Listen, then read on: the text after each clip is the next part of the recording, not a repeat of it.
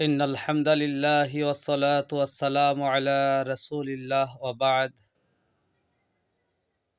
সমস্ত প্রশংসা আল্লাহ সুবহানাহু ওয়া তাআলার।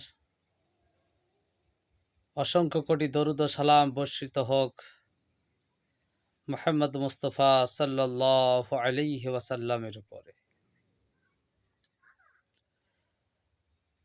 বেশ কয়েকদিন ধরে একটি বিষয় নিয়ে আলোচনা সমালোচনা চলছে। বিষয়টি হলো রাষ্ট্রীয় সেবক সংঘের প্রধান মোহন ভাগবত তিনি বলেছেন যে সকল ধর্মচ্যুত মানুষদেরকে, যে সকল ব্যক্তিরা সনাতন ধর্ম বা হিন্দু ধর্ম ছেড়ে দিয়ে অন্য ধর্ম গ্রহণ করেছে, তাদেরকে ঘর ওয়াপসি করা হবে। অপরদিকে আরও কিছু মানুষ পশ্চিমবাংলার উগ্র হিন্দুত্ববাদীরা তারা বারবার করে একটি পরিসংখ্যান তুলে ধরছেন যে ভারতবর্ষের বুকে কিভাবে হিন্দুরা সংখ্যালঘুতে পরিণত হচ্ছে, সংখ্যাগুরুদের মনে একটা আতঙ্ক, একটা ত্রাস সৃষ্টি করার চেষ্টা চলছে, পরিকল্পনা চলছে। আমার বলার বিষয় হলো যে মানুষ ধর্ম পরিবর্তন করেছে, তার যেটা ভালো লেগেছে, সে যেটা ভালো বুঝেছে, সে সেটা করেছে। এ অধিকার এই গণতান্ত্রিক ভারতবর্ষে এ কথা বলাটাই তো অন্যায়। যারা ভারতবর্ষকে গণতান্ত্রিক মনে করেন এবং গণতন্ত্রের প্রচার করে বেড়ান, গণতন্ত্রের বলি আওড়ান, যারা প্রতি মুহূর্তে ভারতবর্ষ একটি গণতান্ত্রিক রাষ্ট্র বলে বেড়ান, তো সেই সকল ব্যক্তিদের মুখে এই সব কথা কি করে মানায়? আসলে ভারতবর্ষের বুকে এখন উগ্রবাদীদের জয় জয়কার। তারা যা ইচ্ছা তাই করছেন, যা ইচ্ছা তাই বলছেন। নিজেরা নতুন করে ভারতের সংবিধান বাদ দিয়ে তারা নিজেরা নতুন করে আইন প্রণয়ন করছেন এবং তা বাস্তবায়ন করছেন। এ বলার দুঃসাহস কি করে হয়, যেখানে তিনি বলছেন যে সকলকে ঘর ওয়াপসি করা হবে। এক কথায় মুসলমানদেরকে, সংখ্যালঘু মুসলমান এবং খ্রিস্টানদেরকে হুমকি দিচ্ছেন যে তাদেরকে হিন্দুত্বে আবার ফিরিয়ে আনা হবে, জোর করে, ভয় দেখিয়ে, অর্থ দিয়ে। এছাড়া আপনারা এই পন্থা ছাড়া তো আপনারা আপনাদের ধর্মীয় অস্তিত্ব টিকে রাখতে পারবেন না। আর জোর করে কোনো কিছু হয় না। মাওলানা আরশাদ মাদানী যথার্থই বলেছেন যে আপনারা শুধু মায়ের দুধ খাননি, আমরাও আমাদের মায়ের দুধ খেয়েছি।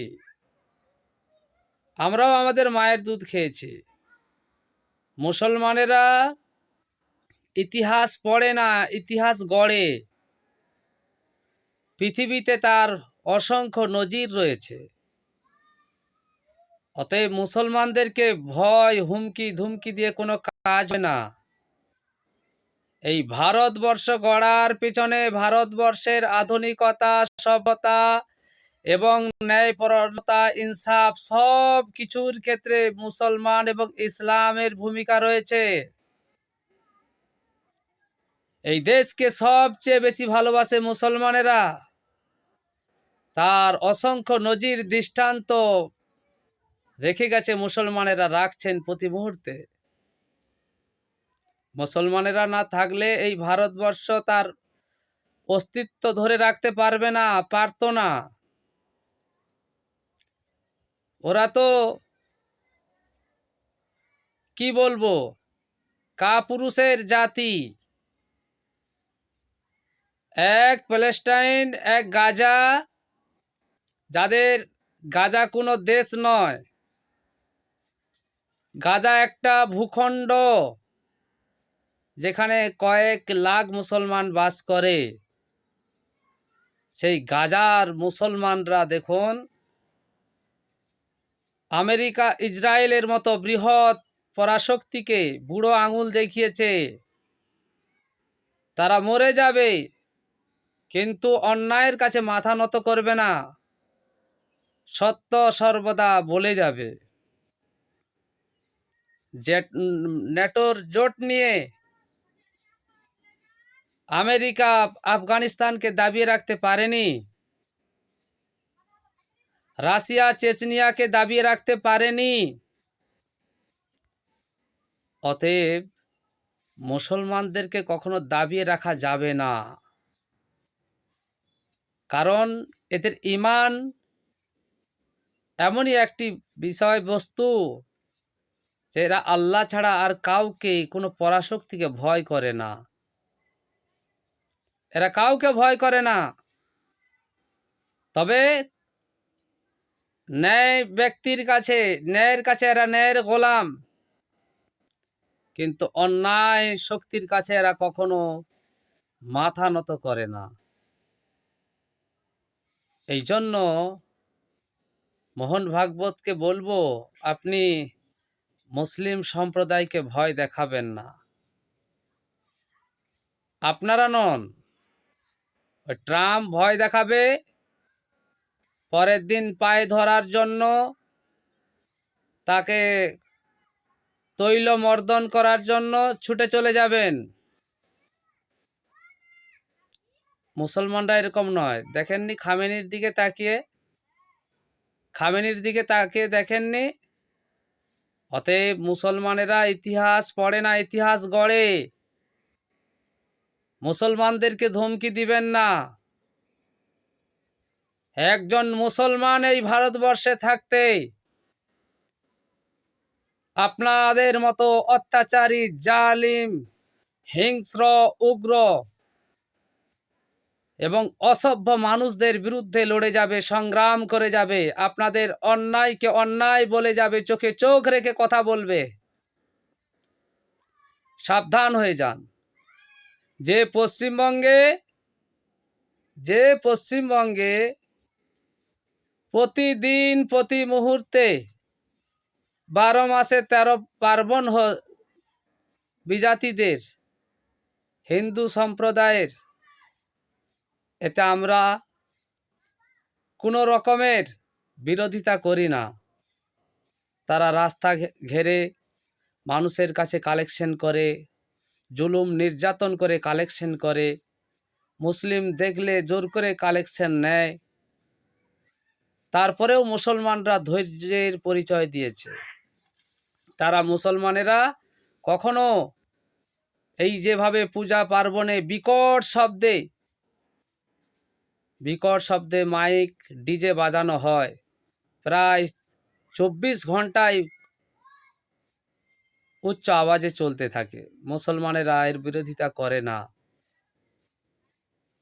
এবং আমার হিন্দু ভাইদের প্রতি কোনো রাগ, কোনো হিংসা দেখান না। তারা রাস্তা ঘেরে পূজা পার্বণ করেন, সব কিছু করেন, কিন্তু মুসলমানদের মসজিদে যদি জায়গার সংকুলন না হয়, লোক যদি বেশি হয়, জড়ো বেশি হয়ে যায়, তখন মানুষ মসজিদের বাহিরে কিছু অংশ মানুষ রাস্তায় দাঁড়িয়ে নামাজটা পড়ে নেয়। সেটা কতক্ষণের জন্য? এইটুকুটা তারা বরদাস্ত করে না, কারণ ওরা হিংস্র। ওদের ভিতরে ইনসাফ নাই, কারণ ইনসাফের শিক্ষা তো ইসলাম এবং মুসলমানেরা দিয়েছে। ওদের ভিতরে ইনসাফ নাই। ওদের ভিতরে হিংসা আছে। ওরা রাস্তা ঘেরে 24 ঘন্টা ওরা অনেক কিছু করবে, কিন্তু মুসলমানেরা কিছু সময়ের জন্য রাস্তার মধ্যে দাঁড়িয়ে নামাজ যদি পড়ে, সেটা কষ্টকর এবং হিংস্র হয়ে ওঠে, এবং তারা বলে যে অমুসলিমদের ভাবাবেগে আঘাত লাগছে এবং তাদের মধ্যে হিংসা, ক্ষোভ তৈরি হচ্ছে। আশ্চর্য! দিলীপ ঘোষ মহাশয়, আফসোস, আপনাদের অন্তর এত সংকীর্ণ, হৃদয় এতটা সংকীর্ণ, কারণ আপনারা যে সমাজের মানুষ, যে সমাজে বাস করেন, সে সমাজটাই হিংস্র। বেরিয়ে আসুন, ওই অন্ধকার থেকে বেরিয়ে আসুন, দেখবেন বাইরে একটা বিশাল আলোর পৃথিবী রয়েছে। আনন্দ, সুখ, শান্তি, প্রশান্তির পৃথিবী রয়েছে। ওখান থেকে বেরিয়ে আসুন।